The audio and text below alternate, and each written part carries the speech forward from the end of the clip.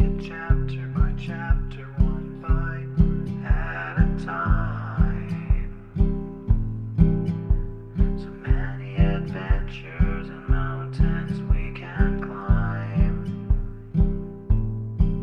Take it word for word, line by line, one bite at a time.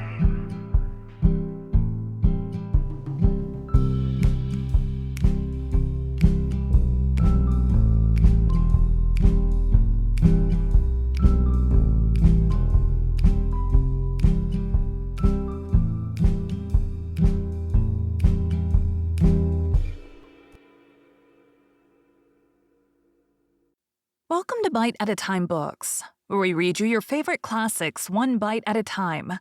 My name is Bree Carlile, and I love to read, and wanted to share my passion with listeners like you. If you want to know what's coming next and vote on upcoming books, sign up for our newsletter at biteatatimebooks.com. You'll also find our new t-shirts in the shop, including podcast shirts and quote shirts from your favorite classic novels. Be sure to follow my show on your favorite podcast platform so you get all the new episodes. You can find most of our links in the show notes, but also our website, biteatatimebooks.com, includes all of the links for our show, including to our Patreon to support the show, and YouTube, where we have special behind the narration of the episodes. We're part of the Bite at a Time Books Productions Network. If you'd also like to hear what inspired your favorite classic authors to write their novels, and what was going on in the world at the time, check out the Bite at a Time Books Behind the Story podcast, wherever you listen to podcasts. Please note, while we try to keep the text as close to the original as possible, some words have been changed to honor the marginalized communities who've identified the words as harmful, and to stay in alignment with Bite at a Time Books' brand values.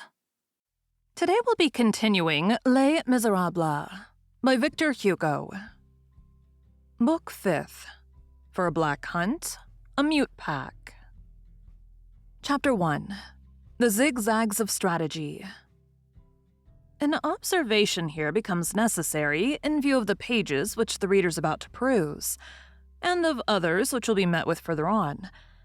The author of this book, who regrets the necessity of mentioning himself, has been absent from Paris for many years. Paris has been transformed since he quitted it. A new city has arisen, which is, after a fashion, unknown to him. There is no need for him to say that he loves Paris. Paris is his mind's natal city. In consequence of demolitions and reconstructions, the Paris of his youth, that Paris which he bore away religiously in his memory, is now a Paris of days gone by. He must be permitted to speak of that Paris as though it still existed. It is possible that when the author conducts his readers to a spot and says, "In such a street there stands such and such a house," neither street nor house will any longer exist in that locality. Readers may verify the facts if they care to take the trouble. For his own part, he is unacquainted with the new Paris, and he writes with the old Paris before his eyes in an illusion which is precious to him. It is a delight to him to dream that there still lingers behind him something of that which he beheld when he was in his own country, and that all is not vanished. So long as you go and come in your native land, you imagine that those streets are a matter of indifference to you, that those windows, those roofs, and those doors are nothing to you, that those walls are strangers to you, that those trees are merely the first encountered haphazard, that those houses which you do not enter are useless to you, that the pavements which you tread are merely stones. Later on, when you are no longer there, you perceive that the streets are dear to you, that you miss those roofs, those doors, and that those walls are necessary to you. Those trees are well beloved by you, that you entered those houses which you never entered every day, and that you've left a part of your heart, of your blood, of your soul in those pavements. All those places which you no longer behold, which you may never behold again, perchance, and whose memory you have cherished, take on a melancholy charm, recur to your mind with the melancholy of an apparition, make the Holy Land visible to you, and are, so to speak, the very form of France, and you love them, and you call them up as they are, as they were, and you persist in this, and you will submit to no change, for you are attached to the figure of your fatherland as to the face of your mother. May we then be permitted to speak of the past and the present? That said, we beg the reader to take note of it, and we continue. Jean Valjean instantly quitted the boulevard and plunged into the streets, taking the most intricate lines which he could devise, returning on his track at times to make sure that he was not being followed. This maneuver is peculiar to the hunted stag. On soil where an imprint of the track may be left, this maneuver possesses, among other advantages, that of deceiving the huntsmen and the dogs by throwing them on the wrong scent. In venery, this is called false reambushment. The moon was full that night. Jean Valjean was not sorry for this. The moon, still very close to the horizon, cast green masses of light and shadow in the streets. Jean Valjean could glide along close to the houses on the dark side and yet keep watch on the light side. He did not, perhaps, take sufficiently into consideration the fact that the dark side escaped him. Still, in the deserted lanes which lie near the Rue Polivieux, he thought he felt certain that no one was following him. Cosette walked on without asking any questions.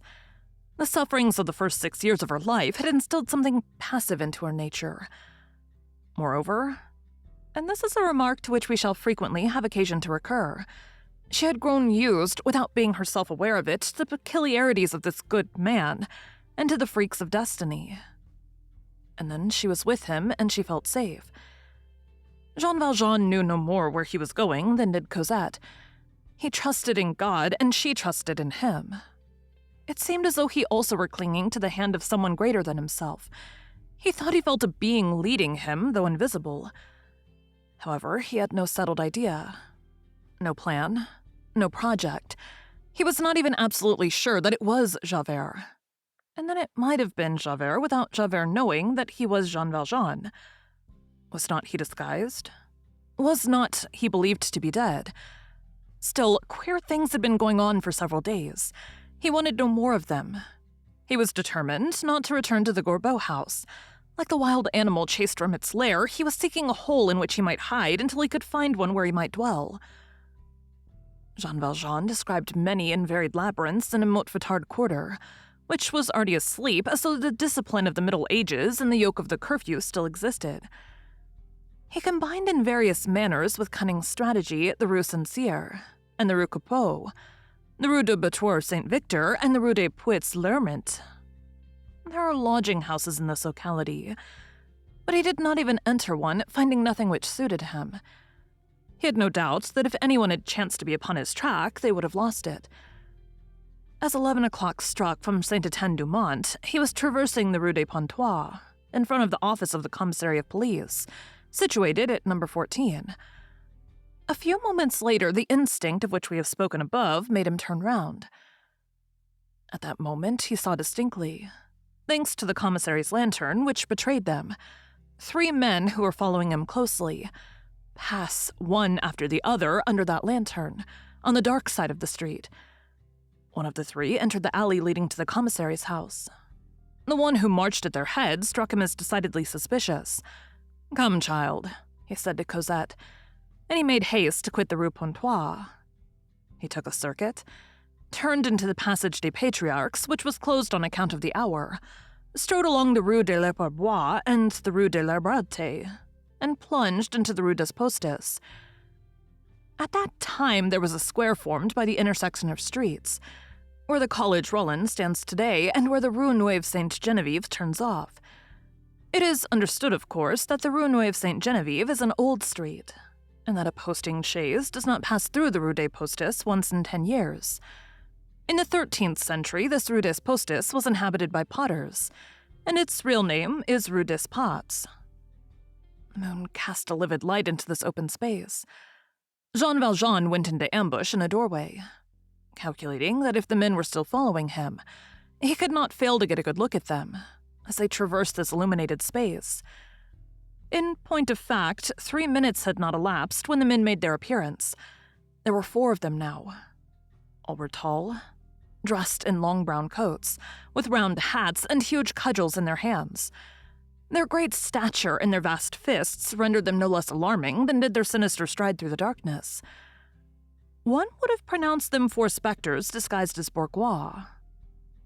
They halted in the middle of the space and formed a group, like men in consultation. They had an air of indecision.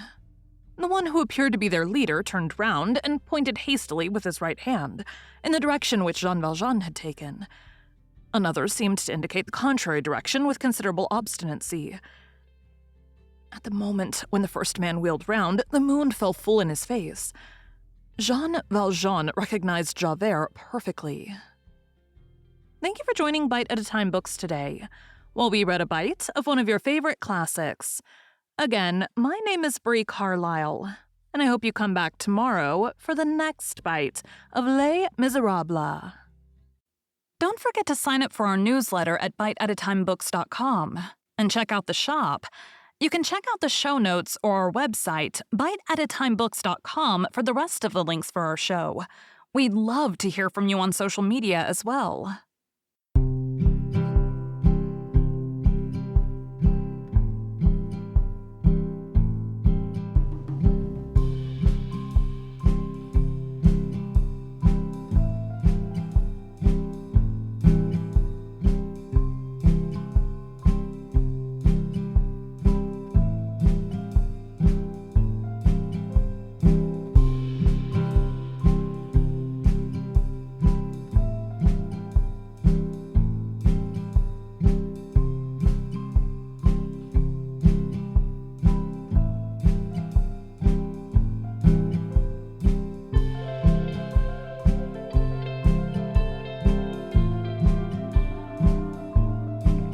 Take a look in the book and let's see what we can find. Take it chapter by chapter, one bite at a time. So many adventures and mountains we can climb. Take it word for word, line by line, one bite at a time.